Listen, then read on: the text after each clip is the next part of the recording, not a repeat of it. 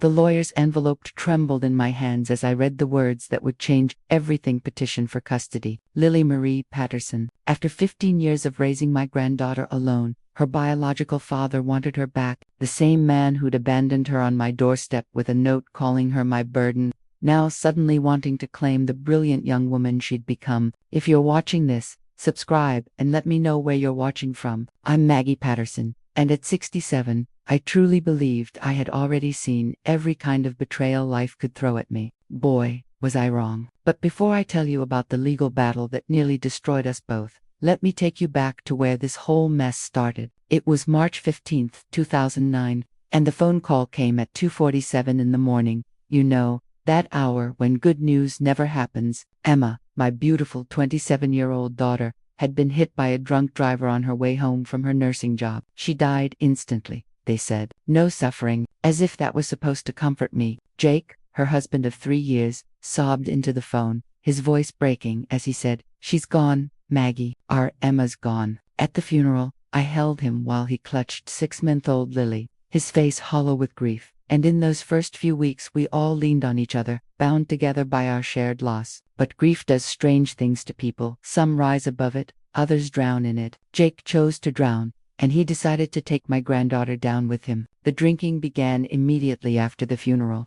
Then the late nights, the missed feedings, the crying baby left alone while Jake passed out on the couch. I tried to help in every way I knew how: bringing meals, babysitting, cleaning their small apartment, but every suggestion I made was met with hostility. "Stop trying to replace Emma," he'd snap. "Lee doesn't need you hovering around." 3 months after Emma's death, I arrived for my weekly visit and found the apartment door wide open. My heart stopped as I rushed inside, calling their names. The place was trash, empty bottles everywhere, spoiled food rotting on the counter and in the nursery, little Lily screaming in her crib, unchanged and unfed for who knows how long. That's when I found the note on the kitchen counter in Jake's messy handwriting. "She's your burden now. I can't do this anymore." Just like that, he was gone. No forwarding address, no phone number, nothing. Simply vanished, leaving me standing in that wreck of an apartment holding a 6-month-old baby who would never know her mother. And the really twisted part of me felt relieved. The social worker who came the next day was a tired-looking woman named Janet Morrison,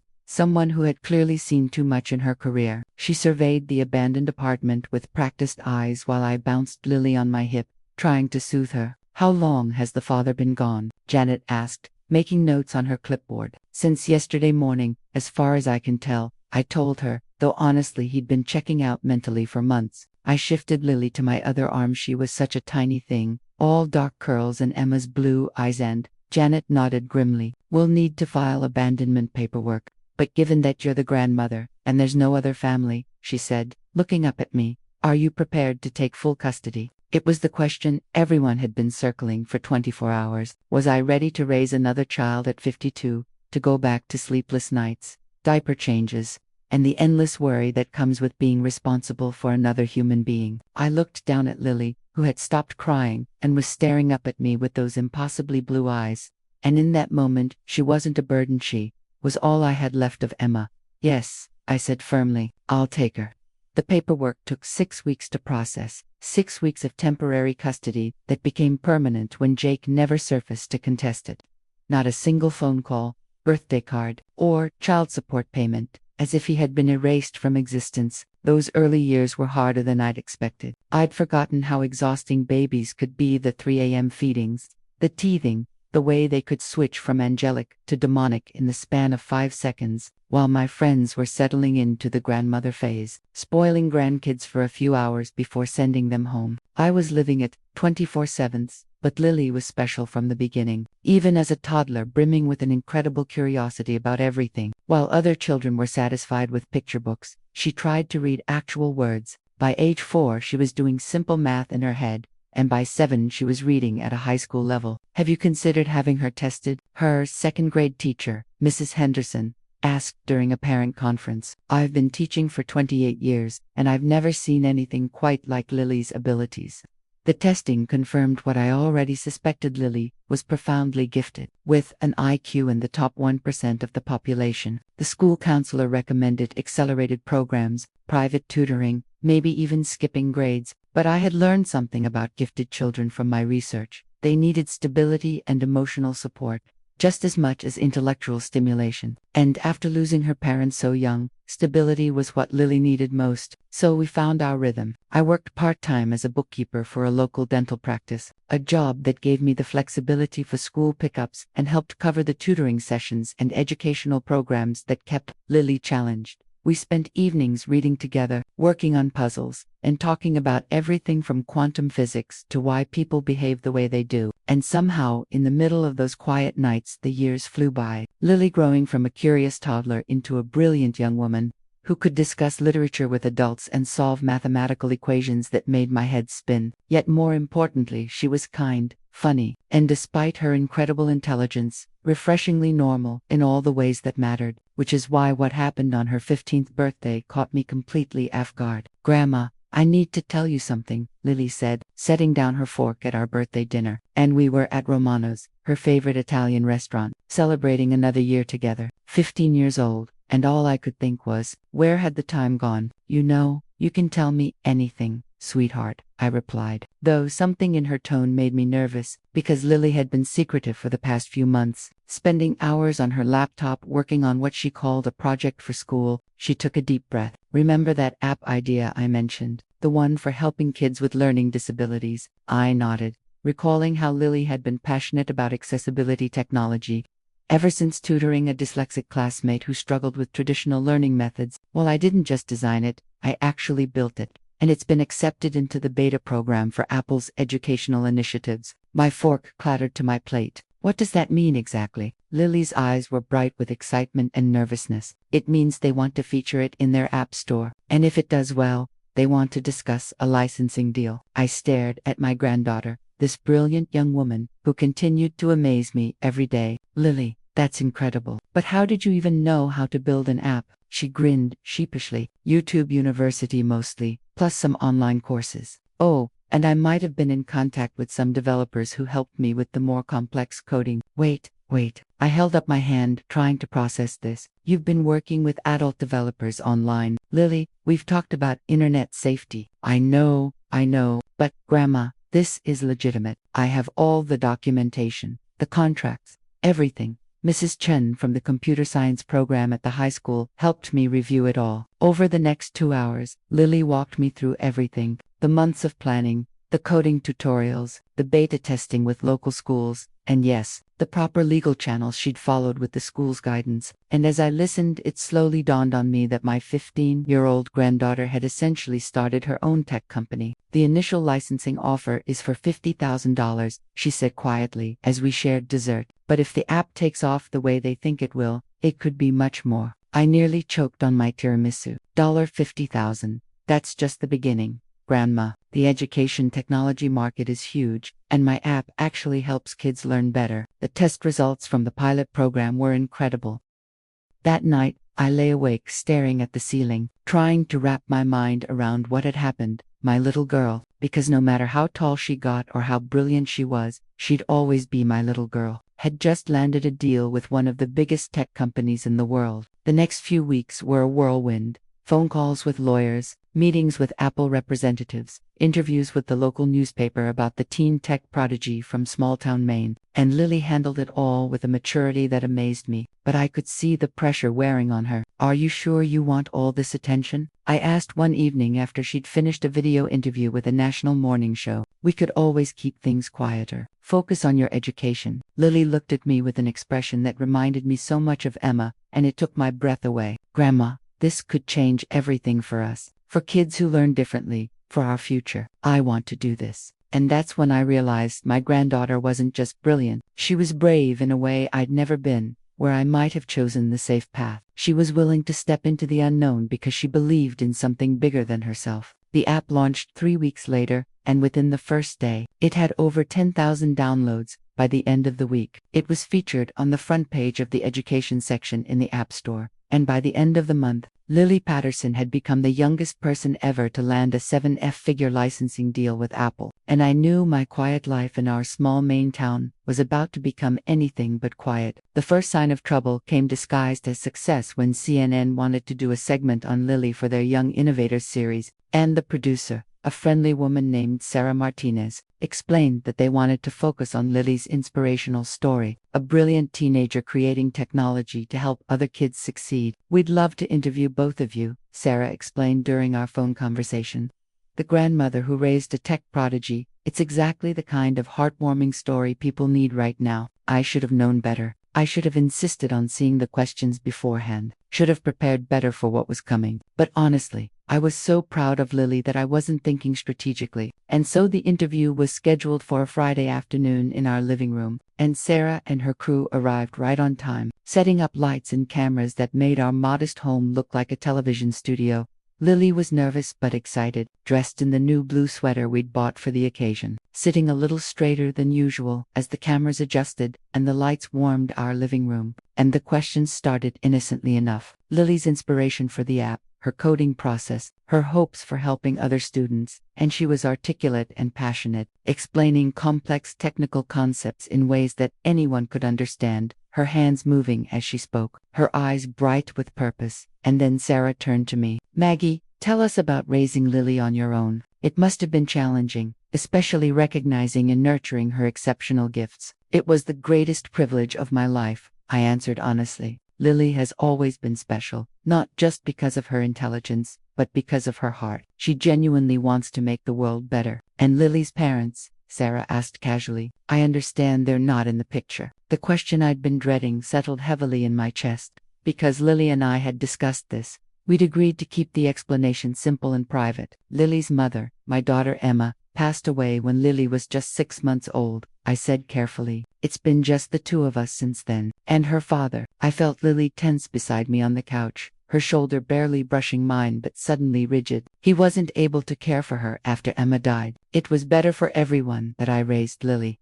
Sarah leaned forward slightly. "So, he gave up custody voluntarily." "The situation was complicated," I said, hoping my tone conveyed that this line of questioning was closed, that we were done digging into wounds that had long since scarred over. But Sarah pressed on. "According to our research, there's no record of formal custody proceedings or voluntary release. In fact, it appears that Lily's father, Jake Patterson, simply disappeared after your daughter's death." "Would you say he abandoned his daughter?" The word abandon hung in the air like a bomb waiting to explode, and I could see Lily's face crumple slightly, just for a second, because we'd never used that word before, even though it was exactly what had happened. "I think that's enough about personal matters," I said firmly. "We're here to talk about Lily's achievement." But the damage was done. I could feel it in the way the room seemed to tilt, in the way Sarah's eyes sharpened with interest. Sarah wrapped up the interview professionally, but I could see the calculating look in her eyes, and I knew this wasn't going to be the heartwarming segment we'd expected. The story aired 2 weeks later, and while most of it focused on Lily's brilliance and the success of her app, there was a significant segment about her tragic backstory, the daughter of a nurse who died in a car accident, abandoned by her father, and raised by a heroic grandmother who sacrificed everything for her granddaughter's success. And it was all true, but the way they presented it made me uncomfortable, because Lily's story wasn't tragic. It was triumphant. Yes, she'd faced challenges, but she'd overcome them with grace and determination. And I hated seeing her reduced to a headline. More interviews followed, tech blogs, educational magazines, even a podcast about young entrepreneurs.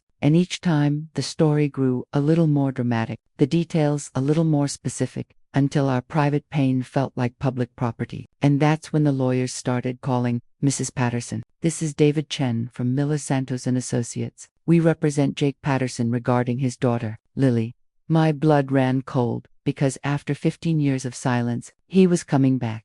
"Mr. Patterson has been following his daughter's recent success with great interest," the lawyer continued. "He's concerned about her well-being and believes it's time to re-establish his parental relationship." I sank into the nearest chair. "After 15 years, where has he been for the past 15 years? Mr. Patterson went through a difficult period after losing his wife. He's since gotten the help he needed and is now in a position to provide a stable, loving home for Lily."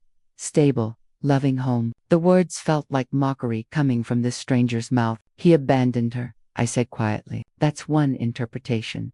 Mr. Patterson prefers to characterize it as recognizing his limitations during a time of crisis and ensuring his daughter was cared for by a capable relative." The spin was masterful. I had to admit, transform abandonment into self-sacrifice, make the villain look like a hero. What does he want? I asked, though I already knew. Full custody of his daughter. We'll be filing papers within the week. After I hung up, I sat in my quiet kitchen, staring at the wall where I'd hung 15 years worth of Lily's artwork, school photos, and achievement certificates. Every milestone he'd missed, every moment of joy and struggle we'd shared. Every night I'd stayed up with a sick child, or helped with homework, or simply listened to her dreams and fears. And now that she was successful, now that she was profitable, he wanted her back. And the bastard was about to discover that I don't give up my family without a fight. Grandma, what's wrong? Lily asked the moment she walked through the door from school, and I'd been sitting at the kitchen table for 3 hours, staring at the legal papers that had been hand-delivered that afternoon. I looked up at my 15-year-old granddaughter,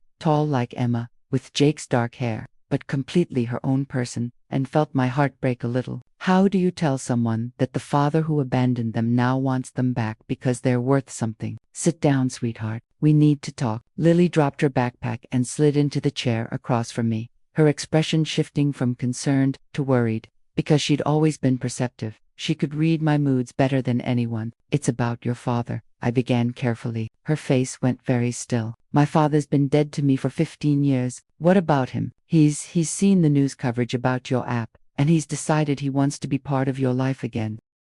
Lily snorted, a sound so uncharacteristic for her that it caught me off guard. Let me guess, now that I'm potentially worth millions, suddenly he remembers he has a daughter. Sometimes her maturity amazed me, and sometimes it broke my heart that she'd had to develop it so young. That sharp edge of wisdom no child should need. And yet there it was, in her steady gaze, as I forced myself to continue. He's filed for custody, Lily. He claims that he was grieving when he left you with me, and now that he's gotten help, he wants to resume his parental responsibilities. The papers rustled as I slid them across the table, the sound unbearably loud in the quiet kitchen. Lily read through them with the same focused attention she brought to everything else, her expression growing darker with each page. This is garbage, she said finally. Pure manipulation. Look at this language. Temporary placement during a crisis, ensuring the child's welfare during the defendant's incapacitation. He's trying to rewrite history. You understand what this means. It means we're going to court. And it means I need to decide whether I want anything to do with the man who left me when I was 6 months old.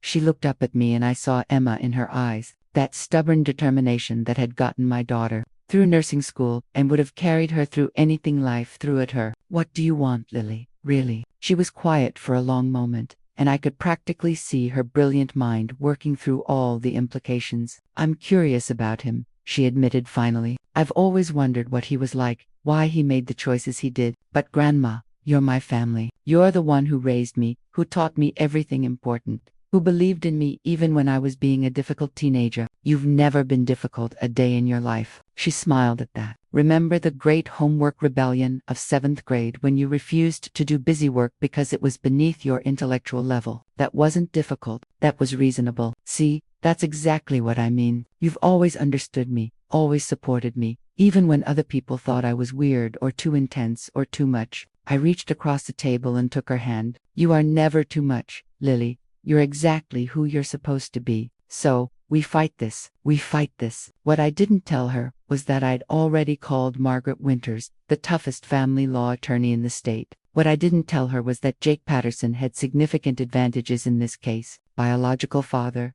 claims of rehabilitation, and most importantly, the financial resources to provide for her that I, on my bookkeeper's salary, simply couldn't match. What I didn't tell her was that I was terrified. The first strategy meeting with Margaret was sobering. She was a small woman in her 60s with silver hair and sharp eyes, who came highly recommended for cases involving parental rights. I'll be direct with you, Maggie, she said after reviewing the custody petition. This is going to be difficult. He's the biological father, which gives him significant legal standing. The abandonment angle is our strongest argument, but his lawyers are already framing it as temporary incapacitation due to grief for 15 years. That's the weakness in their position. No reasonable person disappears for 15 years and then suddenly becomes parent of the year. But here's what concerns me. They're going to argue that you've been alienating Lily from her father, preventing contact, possibly even hiding her location. That's ridiculous. He never tried to contact us. Can you prove that? Do you have documentation of attempted contact that you refused? I shook my head and Margaret made a note. They're also going to point to the financial disparity, your modest income versus his ability to provide for her education, her future, her needs as a young woman with exceptional potential. Since when is love measured in dollars? Margaret's expression softened slightly. Since family court became about what's best for the child rather than what's right. And, unfortunately, judges sometimes equate financial stability with good parenting. She leaned forward. But we have advantages, too. 15 years of documented care, school records showing Lily's success under your guardianship, and most importantly, Lily's own voice. At 15, her preferences carry significant weight with the court. What do we need to do? Document everything. Every birthday he missed, every school event, every milestone. We need to show a pattern of complete absence, not temporary grief. And we need character witnesses, teachers, neighbors, family, friends who can testify to your relationship with Lily and the stability you've provided. As I drove home from Margaret's office, I realized that the next few months were going to test everything Lily and I had built together. But I also realized something else. I wasn't the same woman who'd trembled at the thought of raising a 6-month-old baby 15 years ago. I was a woman who'd successfully raised a brilliant, kind, successful young woman, despite overwhelming odds. And I wasn't about to let anyone take her away from me now. The courthouse felt like stepping into a different world, all marble and mahogany. Hushed voices and clicking heels echoing down long corridors. Lily walked beside me, looking far too mature in her navy blue dress and low heels, clutching the folder of documents we'd prepared for our first hearing. "You okay?" I whispered as we found seats in the hallway outside courtroom 3B. She nodded, but I could see the tension in her shoulders. "Just nervous. I've never seen him before. I have baby pictures of him holding me, but I don't remember him at all." Before I could respond, Margaret appeared at my elbow. "They're here," she said quietly. I turned to see a man in an expensive suit walking down the hallway with 2 lawyers, flanking him like bodyguards, and Jake Patterson at 37 looked nothing like the grieving young widower I remembered. His hair perfectly styled, his clothes screaming money, and he carried himself with the easy confidence of someone who was used to getting what he wanted. And when his eyes landed on Lily, his face transformed, and for just a moment I saw genuine shock, maybe even emotion, because his daughter had grown from a baby into a young woman, and he was seeing her for the first time. But then his expression hardened as his gaze shifted to me. "That's him," Lily whispered. "That's him." She studied her father with the same analytical intensity she brought to everything else. He looked successful. That was exactly what worried me. Inside the courtroom, we sat at the plaintiff's table while Jake and his legal team took their seats across the aisle, and Judge Harrison, a stern-looking woman in her 50s, called the session to order. "This is a preliminary hearing for Patterson versus Patterson regarding custody of the minor child, Lily Marie Patterson. Mr. Davidson, you may proceed." Jake's lead attorney was a polished man in his 40s who probably charged more per hour than I made in a month, and he stood with practiced ease and began painting a picture of a grieving young father who'd made a terrible mistake. "Your Honor, my client freely admits that he made an error in judgment 15 years ago. He was 22 years old, had just lost his beloved wife, and was struggling with severe depression and alcohol dependency. Rather than subject his infant daughter to an unstable environment, he made the painful decision to leave her with her grandmother while he sought treatment. The spin was masterful, I had to admit. Mr. Patterson spent the next several years getting sober, completing his education, and building a successful career in software development. He is now remarried to a wonderful woman who's eager to welcome Lily into their family. They have a stable home, significant financial resources, and most importantly, the desire to provide Lily with everything she needs to reach her full potential." He gestured toward Jake, who was playing the role of repentant father perfectly. Eyes downcast, hands folded, the picture of humility. "Meanwhile, while we respect the care Miss Patterson has provided, she is a 6-7-year-old woman living on a fixed income with no ability to provide for Lily's future educational needs or the opportunities that someone of Lily's exceptional abilities deserves." When it was Margaret's turn, she stood slowly, letting the silence stretch before she spoke. "Your Honor, Mr. Davidson has painted a very pretty picture of rehabilitation and newfound responsibility. But let's look at the facts. Mr. Jake Patterson, didn't leave his daughter with his mother-in-law for a few months while he got treatment. He disappeared for 15 years. 15 years without a single phone call, birthday card, Christmas present, or child support payment. She walked to our table and picked up a thick folder. We have documentation here of every school event, every illness, every milestone that Mr. Patterson missed. When Lily was hospitalized with pneumonia at age 3, where was her father? When she won the state science fair at age 12, where was her father? When she needed someone to teach her to drive, to help with college applications, to simply listen when she had a bad day, where was her father? Margaret's voice grew stronger with each question. He was absent, Your Honor, completely and utterly absent. And now that his daughter has achieved success that could be financially beneficial, he suddenly remembers he's a parent. I watched Jake's face wring slightly, but his lawyers had coached him well, and he maintained his remorseful expression. The defense will show that Ms. Maggie Patterson has provided stability, love, and support for 15 years. She has raised an exceptional young woman who is not only academically brilliant, but emotionally mature, socially responsible, and genuinely kind. This is not a case about what's financially best for the child. It's about what's emotionally and psychologically best. Judge Harrison listened to both sides, made several notes, and finally spoke. This is clearly a complex case with valid arguments on both sides. Before I make any preliminary decisions, I want to hear from the minor child herself. Miss Patterson approached the bench. My heart stopped as Lily stood up, because this was it. The moment when my brilliant granddaughter would have to choose between the security she'd always known and the curiosity about the father she'd never had. And as she walked toward the judge, I found myself holding my breath, knowing that everything we'd built together was about to be tested in ways I'd never imagined. But I also knew something Jake Patterson didn't understand yet. Lily might share his DNA, but she had Emma's heart and 15 years of my stubborn determination running through her veins. And she was nobody's burden. Judge Harrison studied Lily with kind but serious eyes. Miss Patterson, I understand this is a difficult situation. You're old enough to have your voice heard in these proceedings. Can you tell me about your relationship with your grandmother? Lily stood straight, her voice clear and steady. Your Honor, my grandmother saved my life, not just by taking me in, but by believing in me every single day for 15 years. She worked extra hours to pay for my tutoring, sat through countless parent-teacher conferences, and never once made me feel like I was anything but wanted. I felt tears sting my eyes, that as she continued, she taught me that intelligence without kindness is worthless, that success means nothing if you don't use it to help others. Everything good about who I am comes from her.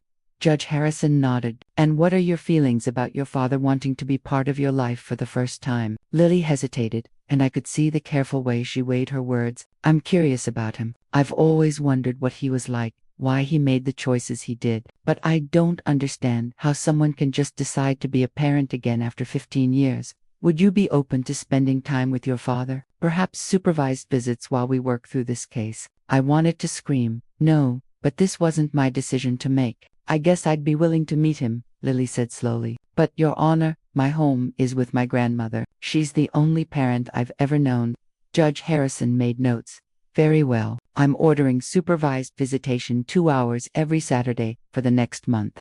Supervised by a court-appointed social worker. We'll reconvene in 30 days to assess the situation. As we filed out of the courtroom, Jake approached us in the hallway, and up close I could see Emma in his features. The same high cheekbones, the same stubborn chin that Lily had inherited. Lily, he said softly, and his voice broke slightly. You look so much like your mother. Lily studied him with scientific curiosity. I don't remember you at all. I know, and I'm sorry for that. I'm sorry for a lot of things. He glanced at me, and for a moment I saw a flicker of the young man who'd grieved for my daughter. I'd like a chance to explain, if you'll let me. The court says I have to spend time with you anyway, Lily replied, and there was more of my attitude in her voice than I'd expected. Good girl, but I also saw something that worried me, a spark of interest in her eyes. The same curiosity that made her such a brilliant student now focused on the mystery of her absent father. That night, Lily was quieter than usual, and we sat in our small living room, she with homework, and me with a book I wasn't really reading. Grandma, she said finally, why didn't you ever talk about him? Really talk about him? I mean, I set down my book, choosing my words carefully. What would you have wanted me to say, sweetheart? That he abandoned you when you needed him most. That he never once asked how you were doing, or if you needed anything. But what was he like before, when he was married to Mom? The question I'd been dreading for 15 years. Because the truth was, I had liked Jake initially. He'd made Emma laugh, supported her through nursing school, seemed genuinely devoted to her. He was different then, I said honestly. He loved your mother very much. But people change when they're tested, Lily. Some rise to the challenge, others break under the pressure. Do you think he's really changed now? I looked at my granddaughter, this brilliant, thoughtful young woman who saw the world in possibilities rather than limitations, and felt my heart ache. I think people can change, I said carefully. But I also think 15 years of absence speaks louder than any words ever could. The first supervised visit took place the following Saturday at a family center downtown, and the social worker, a pleasant woman named Carol Stevens, explained that she'd observe their interaction and report back to the court. I wasn't allowed in the room, so I sat in the waiting area, trying to read a magazine while my mind raced with worry. What was he telling her? What promises was he making? When they emerged 2 hours later, Lily looked thoughtful and confused, and Jake looked hopeful. How did it go? I asked as we drove home. He's different than I expected, Lily said slowly. He knows about my app, about my achievements. He seems genuinely proud. Something cold settled in my stomach. Of course he was proud, now that she was worth something. He told me about Mom, stories I'd never heard before, about how they met, their first date, what she was like in college, and there it was, the hook, the one thing I couldn't give her, memories of her mother from someone who'd loved Emma in a different way than I had. He wants to take me to see where Mom went to nursing school next weekend, Lily continued. Carol said it would be okay if you approved. I wanted to say no. Every instinct screamed that this was manipulation, that Jake was using Emma's memory to win Lily over. But how could I deny her the chance to learn more about her mother? If that's what you want, I said. But that night, alone in my room, I allowed myself to feel the fear I'd been pushing down. Jake had money, stories about Emma, and the biological connection that trumped 15 years of love and sacrifice. What if I lost her? The change in Lily was subtle at first. She started asking more questions about her father, about the early years of my marriage to Emma's father, about financial planning for her future.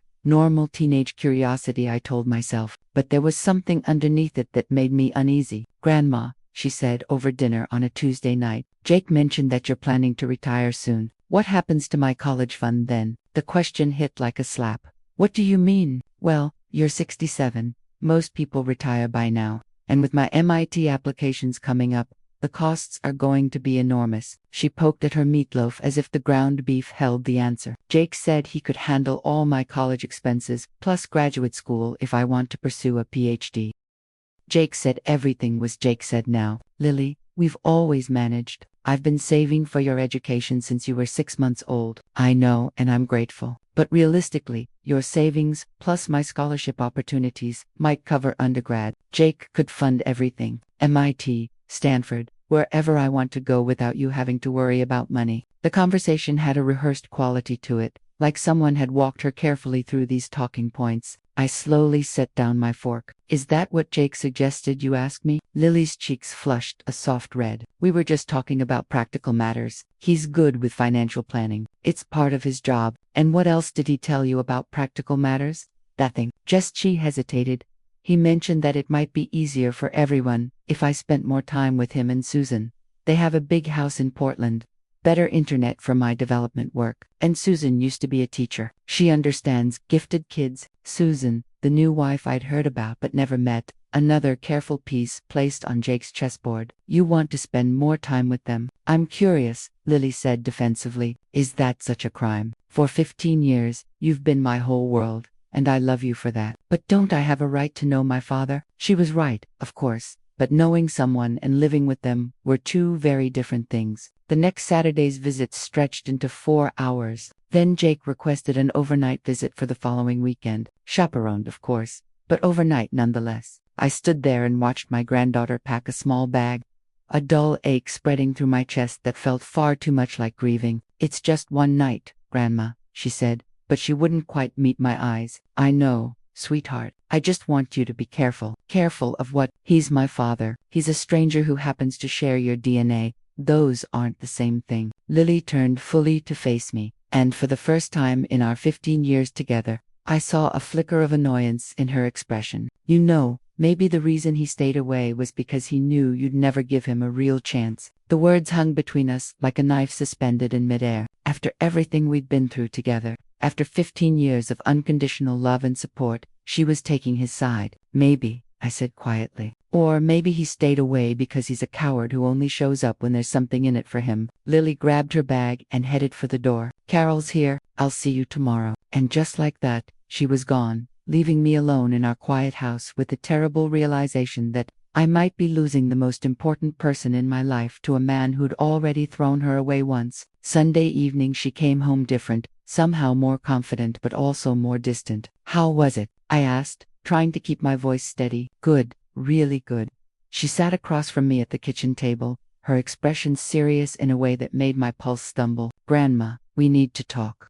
My heart stopped cold. About what? About my future. About what's best for everyone. The language felt wrong, too formal, too carefully arranged. This wasn't my Lily speaking. This was something polished and prepared. Jake and Susan have made me an offer, she went on. They want me to come live with them, not permanently, not right away, but for the rest of the school year, to see how it goes. And what did you tell them? I told them I'd think about it. I stared at my granddaughter, this brilliant young woman I'd raised from infancy, and in that moment I understood that Jake Patterson was a far more dangerous opponent than I'd ever given him credit for. He wasn't just offering her money or carefully curated stories about her mother. He was offering her something I never could, the fantasy of the perfect family she'd never had. Lily, I said carefully, choosing each word as if it might shatter. Do you remember what you told the judge about home being with me? I remember, she said softly. But maybe I was wrong. Maybe it's time for me to get to know my real family. Real family. The words landed like a physical blow, stealing the air from my lungs. I stood there and watched my granddaughter walk upstairs to her room, and for the first time since that lawyer's phone call, I allowed myself to wonder if I was going to lose this fight. But more terrifying than losing in court was the possibility that I'd already lost something far more important to Lily's heart. The knock on my door came at 8 p.m. on a Thursday, just as I was settling into the quiet with a cup of tea and trying not to think about how hollow the house felt without Lily's chatter. She was at Jake's for her third overnight visit this month, and the silences between us were stretching longer, heavier. Margaret Winters stood on my porch, her face grim and unreadable. We need to talk, she said. May I come in? I led her into the living room, my stomach already churning with dread. I got a call from opposing counsel today, Margaret began without preamble. They're accelerating their timeline. They want a full custody hearing scheduled for next month. Why the rush? Margaret's expression darkened with concern. Because they think they're winning. And Maggie, based on what I'm hearing from the social worker, they might be right. I sank slowly into my chair. What is she saying? That Lily seems genuinely happy during her visits with her father, that she's expressed interest in living with him and his wife, that she's mentioned feeling guilty about the financial burden she places on you. Financial burden. The words Jake had so carefully planted in her head were beginning to take root. There's more, Margaret continued. They're planning to bring in character witnesses who will testify that Jake has been completely sober for 12 years, that he's financially stable, married to a woman with experience and education, and that he can provide opportunities for Lily that you simply can't match. And what do we have? 15 years of love and sacrifice. But in family court, that doesn't always trump financial stability and biological rights. I felt something crumble quietly inside me. Are you saying we're going to lose? I'm saying we need to prepare for that possibility. But Maggie, there's something else. Something that's been bothering me about this whole case. She leaned forward, lowering her voice. The timing is too perfect. Jake shows up exactly when Lily becomes famous and wealthy. His lawyers are too prepared, too polished. This feels orchestrated. What do you mean? I mean, someone's been watching you and Lily for a while. Someone's been planning this. The question is, how long has Jake known about Lily's success? And why wait until now to make his move? That night, I couldn't sleep at all. I lay there staring at the ceiling, replaying Margaret's words, thinking about the precision of Jake's legal strategy, about how seamlessly and quickly he'd inserted himself back into Lily's life. At 3 a.m., I finally gave up on sleep and went to my computer. If Jake had been watching us, there might be traces social media posts he'd liked, search histories, something careless. What I found made my blood run cold. LinkedIn showed that Jake Patterson had been employed by Apple's Educational Technology Division for the past 18 months. Not just employed, he was a senior developer in their approval department, the same department that had approved Lily's app. My hands began to shake as I dug deeper. There, buried in industry publications and press releases, was the truth I'd been too naive to see. Jake hadn't just happened to hear about his daughter's success on the news. He'd been involved in approving her app from the beginning. He'd known exactly who she was, exactly how much she was worth, and he'd been planning this reunion for over a year. The next morning I called Margaret immediately. "I found something," I said, barely containing my rage. "Jake works for Apple. He's been involved with Lily's approval process from the beginning." The silence on the other end stretched so long I thought the call had dropped. "Margaret, I'm here. I'm just processing the implications. Maggie, if what you're saying is true, this changes everything." "What do you mean?" "I mean, we might be looking at fraud, manipulation, possibly even insider trading. If Jake used his position at Apple to benefit financially from his daughter's app and then used that information to plan this custody grab, can we prove it?" "We're going to try. But Maggie, we need to be careful. If we're wrong, if we can't prove this, it could backfire spectacularly. And if we're right, Jake Patterson just handed us the ammunition to destroy his case." I hung up the phone, feeling something I hadn't allowed myself to feel in weeks. Hope. But my hope was tempered by a terrible realization. If Jake had been manipulating this situation from the beginning, if he'd orchestrated not just his return but possibly even Lily's initial success, then my granddaughter wasn't just at risk of being taken away from me. She was at risk of being destroyed by a man who saw her not as a daughter but as a very valuable asset. And she had no idea what kind of danger she was in. The courthouse felt different this time, charged with a sharp electric energy that made my skin crawl. Jake sat at the defendant's table looking confident and well-rested, occasionally leaning over to whisper with his expensive lawyers. Susan, his wife, sat in the gallery behind him, a pretty blonde woman who smiled at Lily every time she caught her eye. Lily, for her part, seemed torn straight down the middle. She'd grown closer to Jake over the past month,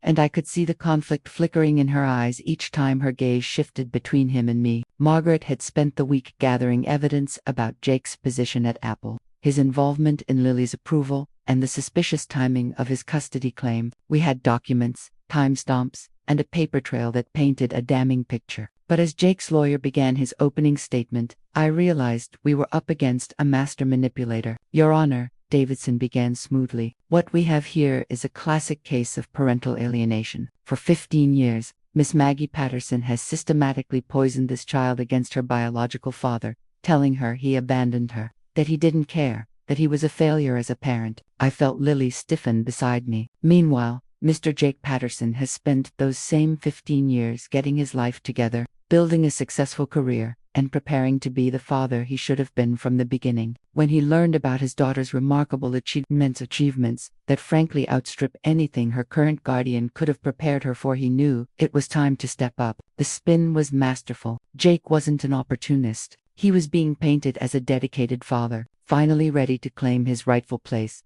"Mr. Patterson can provide stability, educational opportunities, and financial security that Miss Patterson simply cannot match. He has a loving wife who's eager to be a mother to Lily, a home equipped with everything a young tech prodigy could need, and most importantly, the biological and legal right to raise his own daughter." When it was Margaret's turn, she rose slowly, holding a thick folder of documents in her hands. "Your Honor, Mr. Davidson has painted a beautiful picture of rehabilitation and newfound responsibility. But what he hasn't told you is that Mr. Jake Patterson's sudden interest in his daughter isn't coincidental. It's calculated." She walked deliberately to the evidence table and picked up a stack of papers. "Mr. Patterson works for Apple, Inc., specifically in their Educational Technology Division. He has worked there for 18 months.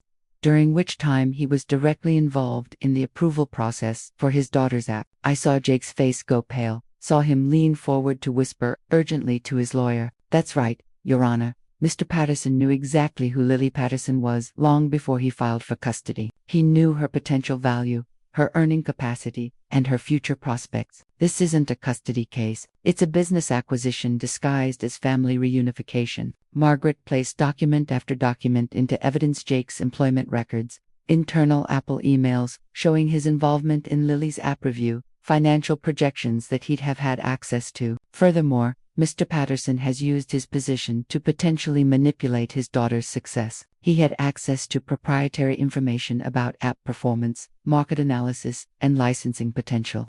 Information that he could have and likely did use to his financial advantage. Davidson was on his feet objecting, but the damage was done. Judge Harrison was reviewing the documents with increasing interest and growing concern. Your Honor, Margaret continued, this man didn't disappear for 15 years and then suddenly developed paternal instincts. He disappeared for 15 years and then realized his daughter was worth millions. There's a significant difference. But Jake's team wasn't finished. Davidson requested a brief recess, and when we returned, Jake himself took the stand. Yes, I work for Apple, he said, his voice steady and carefully remorseful. Yes, I was aware of my daughter's app during the approval process. But Your Honor, that's exactly when I realized what a terrible mistake I'd made. He turned to look directly at Lily, and I had to admit, his performance was compelling. Seeing her work, seeing her brilliance, seeing what an incredible young woman she'd become, it broke my heart because I realized that I'd missed all of it. I'd let grief and fear rob me of 15 years with my daughter. Lily was listening intently, her expression painfully conflicted. Did I use my position to help her app get approved? No, Your Honor. The app succeeded on its own merit. Did I profit from inside information?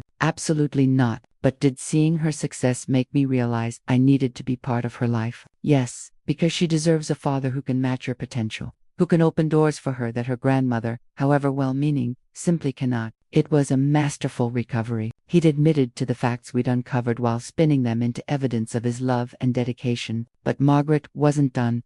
Mr. Patterson, she said, approaching the witness stand, you say you realized you'd made a mistake when you saw your daughter's work. But according to Apple's internal records, you were tracking her progress for over a year before you filed for custody. Can you explain that delay? Jake hesitated for the first time. I needed time to prepare, to make sure I could provide for her properly. Or did you need time to ensure her app was successful enough to make this custody grab worthwhile? Objection, Davidson shouted. Sustained, Judge Harrison said, but I could see the flicker of doubt in her eyes. The hearing continued for 3 more exhausting hours, character witnesses for both sides, expert testimony about Lily's needs, and finally Lily herself on the stand. Lily, Judge Harrison said gently, you've heard a lot of information today. Some of it might be confusing or upsetting, but I need you to tell me honestly, where do you want to live? My granddaughter looked at me, then at Jake, then back at the judge. For a fleeting moment she seemed like the 6-month-old baby I'd held in my arms 15 years ago, vulnerable and in need of protection. Your Honor, she said finally, I need some time to think. Judge Harrison nodded. I'm going to reassess this hearing for 1 week. Lily, I want you to spend that time really considering what you've learned today and what you want for your future. When we reconvene, I'll expect your final answer. As we filed out of the courtroom, I felt like I was walking through a nightmare. The evidence against Jake was damning, but it might not matter if Lily chose him anyway. And from the confusion clouding her eyes, I wasn't sure which way she was leaning. The week between hearings was the longest of my life. Lily barely spoke to me, spending most of her time in her room or taking long walks around town. I could see her wrestling with everything she'd learned about Jake, about his motives, about the life she'd once thought she wanted. On Wednesday, she finally came to me. Grandma, she said, sitting across from me at our kitchen table, where we'd shared 15 years of homework sessions and heart-to-heart talks. I need to ask you something, and I need you to be completely honest. Always, sweetheart. Did you know about Jake working at Apple? I shook my head. Not until I researched it myself last week. I was as shocked as you were. But you suspected something, didn't you? You kept warning me about him, about his motives. I chose my words carefully. I suspected that someone doesn't disappear for 15 years and then suddenly want to be a parent, unless there's something in it for them. But I hoped I was wrong. For your sake, I hoped he'd genuinely changed. Lily was quiet for a long moment. Do you think he ever really loved Mom? It was the question I'd been dreading, because, the truth was, I did think Jake had loved Emma, which made his abandonment of Lily even more heartbreaking. Yes, I said, I think he loved your mother very much. But loving someone and being worthy of their love are 2 different things. And Lily, I continued, people can love you and still hurt you. They can love you and still choose themselves over you when it matters most. She nodded slowly.